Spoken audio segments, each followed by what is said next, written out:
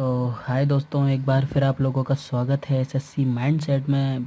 और आज मैं लेकर आया हूँ टॉप 20 एमसीक्यूज़ की वीडियो। मैंने इससे पहले प्रेसिडेंट के ऊपर एक वीडियो बना ली थी जिसमें मैंने 20 क्वेश्चन लिए थे प्रेसिडेंट के ऊपर। अगर किसी ने नहीं देखी तो मेरी प्लेलिस्ट में जाके देख सकता है टॉप 20 एमसीक्यूज़ में। तो आज हम बात करेंगे वाइस प्रेसिडेंट की, क्योंकि प्रेसिडेंट के बाद वाइस प्रेसिडेंट आता है, फिर प्रेसिडेंट की, प्राइम मिनिस्टर की देखेंगे, फिर चीफ मिनिस्टर का देखेंगे, सबका देखेंगे।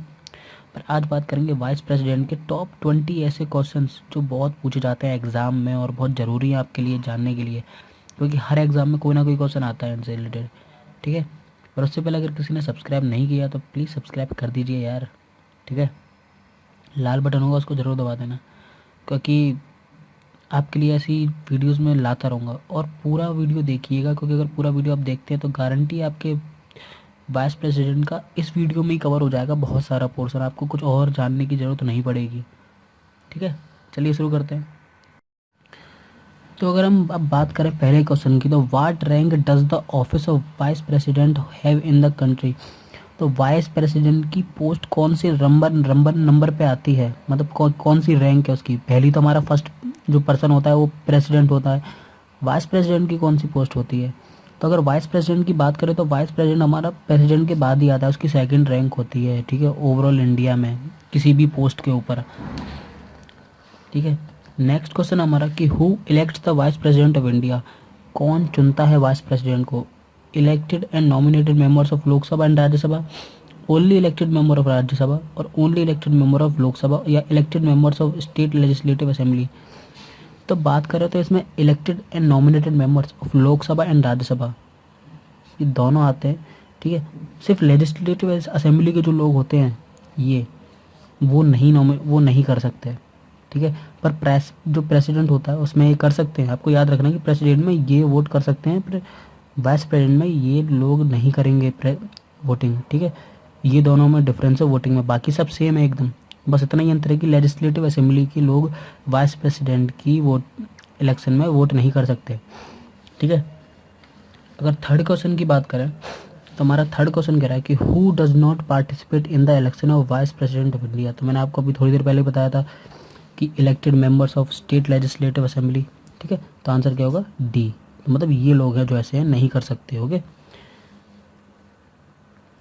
तो बात करेंगे what is the minimum age for qualifying to the post of vice president. तो बिल्कुल ये एकदम प्रेसिडेंट की तरह ही है, कोई अंतर नहीं है। उनकी भी 35 है, इनकी भी 35 है। तो आंसर होगा हमारा बी। ठीक है, तो आंसर है हमारा बी, 35 ईयर्स एज उनकी चाहिए कम से कम। बाकी फिर सारे वही है कि वो सिटीजन ऑफ इंडिया होना चाहिए, कोई भी प्रॉफिटेबल पोस्ट पर नहीं होना चाहिए, वो किसी लोकसभा या राज्यसभा से वो मतलब इलेक्टेड होना चाहिए, जीता हो नॉमिनेशन पे वो।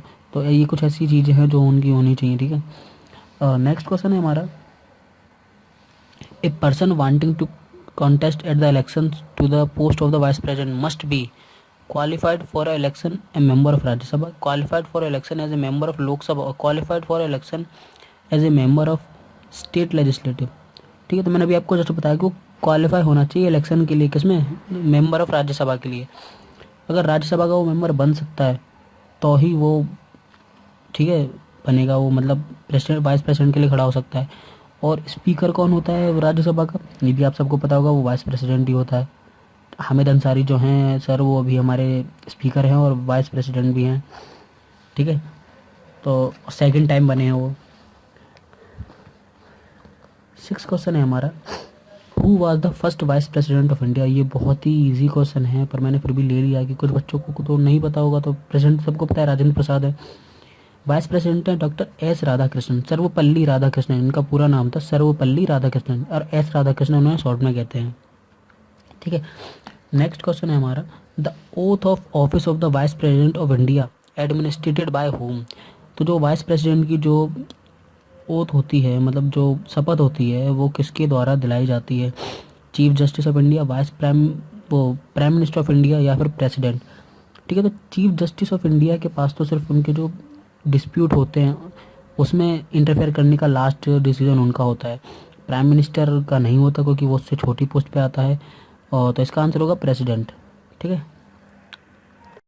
तो अगर इस क्वेश्चन की बात करें, हमारा 8th क्वेश्चन है कि the nomination of a candidate for election of vice president must B subscribe at least, मतलब उसके पास कितने प्रपोजर्स और कितने सेकेंडर्स होने चाहिए। प्रपोजर्स मतलब कितने लोगों ने उसकी प्रपोज किया हो कि हाँ ये हमारा वाइस प्रेसिडेंट बनने लायक है, और कितने लोग उसके सपोर्ट में होने चाहिए, ठीक है, राज्यसभा और लोकसभा से।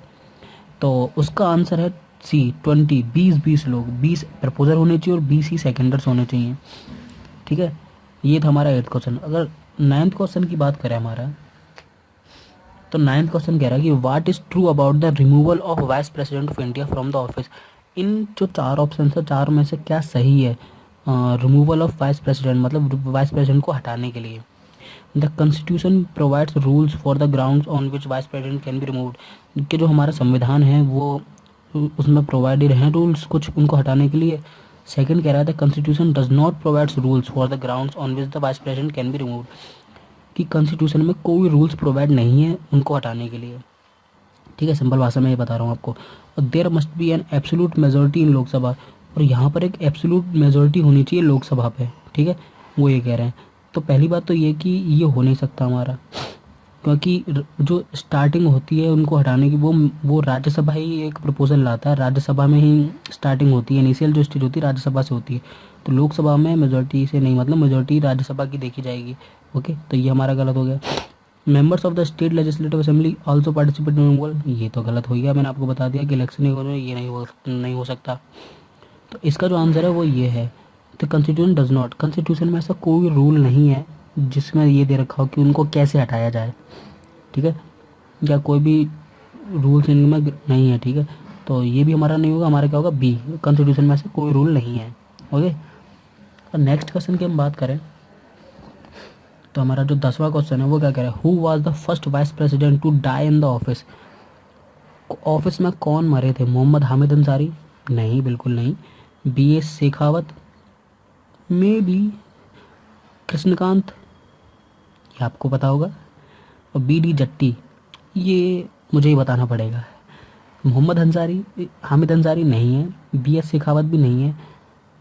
कौन शांत हुए, शांत कौन हुए, कृष्णकांत, शांत कौन, कांत, ठीक है।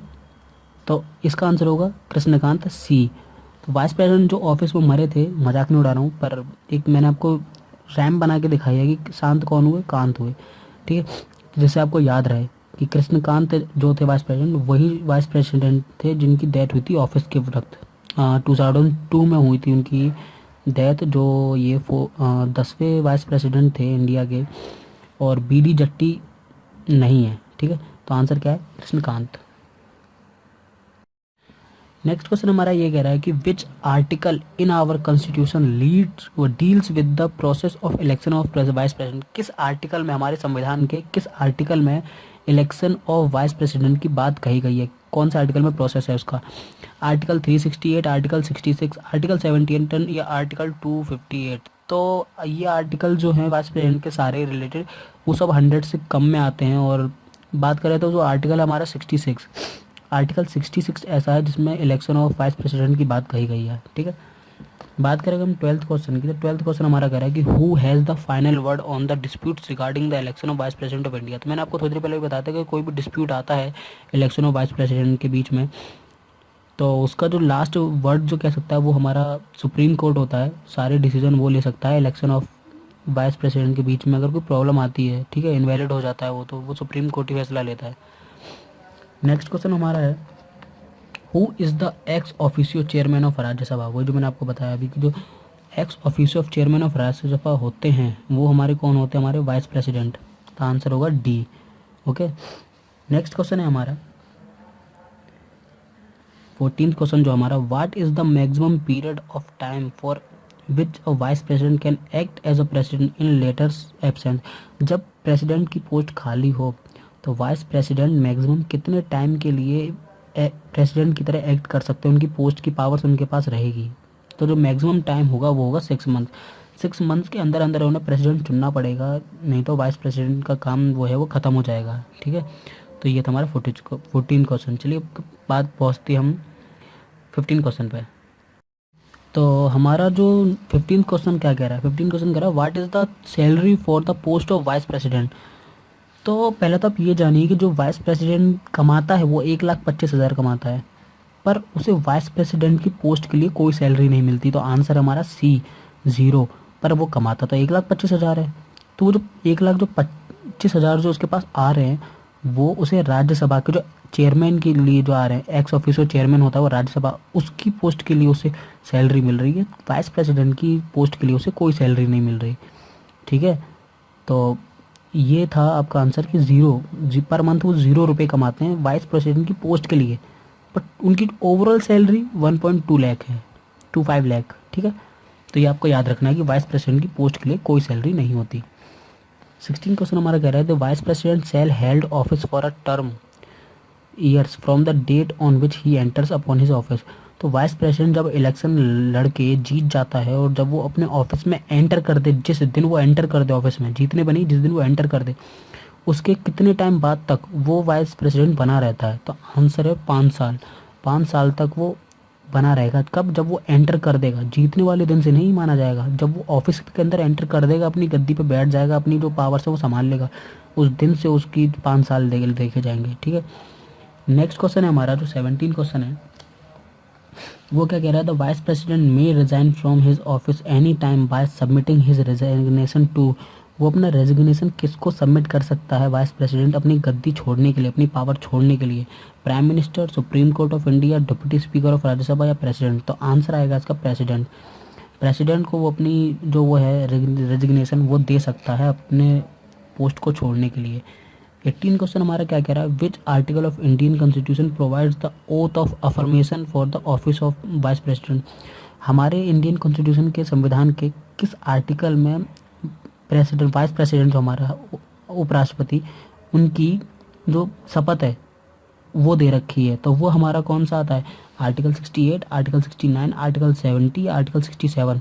तो इसका जो आंसर है वो है आर्टिकल 69।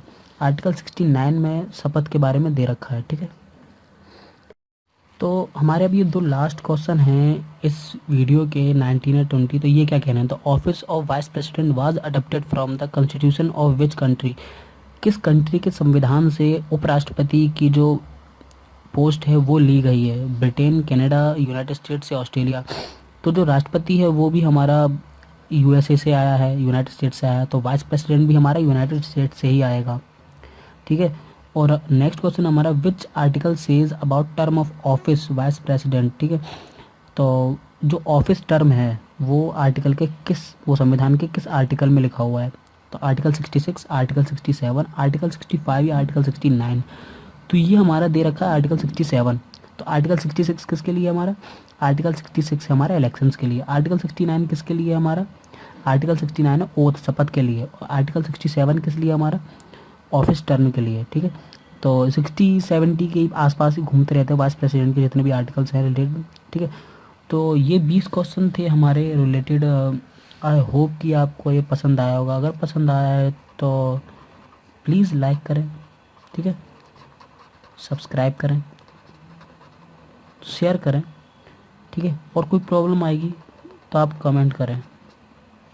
ओके, पर करें ज़रूर अब प्लीज़। ठीक है, नहीं करने से कुछ नहीं होगा। आपको जो प्रॉब्लम आ रही है मुझसे पूछिए, कुछ नहीं आ रही है, कुछ मैंने गलत लिखा हो तो मुझे बताइए कि हाँ यार आपने गलत लिख दिया है, मैं उसके लिए उसको सही करूँगा। ठीक है, क्योंकि ये मेरा फ़र्ज़ बनता है कि अगर मैं कुछ गलत पढ़ा रहा हूँ तो आप मुझे बताएं। ठीक है, तो चलिए फिर मिलते हैं नेक्स्ट वीडियो में। तब तक के लिए bye and thanks for watching.